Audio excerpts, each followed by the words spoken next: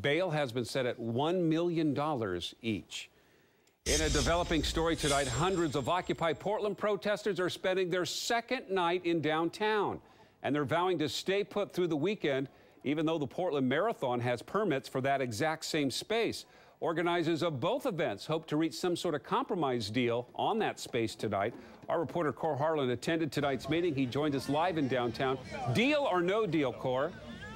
Right now, right in the middle of a little live music show down here, Jeff, in the park blocks. I can tell you the very latest as far as this issue of the conflict with the protesters in the Portland Marathon on Sunday. I'm being told real late tonight that on Sunday, the demonstrators, occupiers here at the park, will maintain a skeleton crew here, and then a lot of other folks are going to move to a different site and maintain this protest as the occupation of the downtown Portland park blocks rolls on into the weekend. This town ain't got no heart. Tell me this town ain't got no heart. Occupation of downtown Portland's park blocks enters the weekend on a high note for the occupiers. Music goes on, cars keep on honking, and there's hope among many protesters. Their encampment here in the park blocks can go right along with the Portland Marathon, scheduled to be run here Sunday morning. I think that what they proposed was very reasonable. Chris Hardman, the marathon's course director, took to the bullhorn earlier Friday and outlined needs of the marathon, and it seemed to be pretty well received by the crowd of occupiers. Hardman indicated the occupiers of the park blocks don't necessarily have to leave, but they'd have to keep nearby streets clear as the marathon kicked off early Sunday.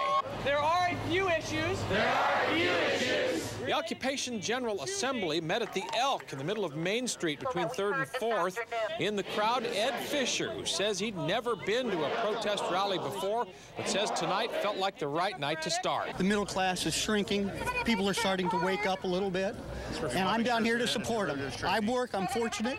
I've got a good job, work for a good company, but there's a lot of things going on. We're exporting jobs to the other countries, and they keep doing this and keep doing this. Heavy equipment scheduled for the occupied park blocks area first thing Saturday morning. Scaffolding and fencing all needs to be put up before Sunday's road race.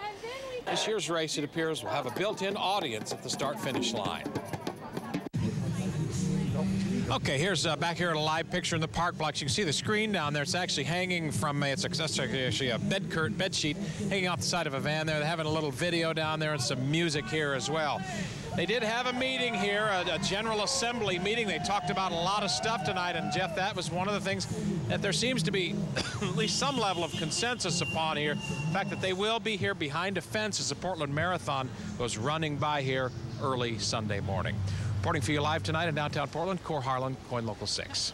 Cor, thank you. And here's what's next in the Occupy Portland protest. Set up for the Portland Marathon, expected to begin first thing 7 a.m. tomorrow morning.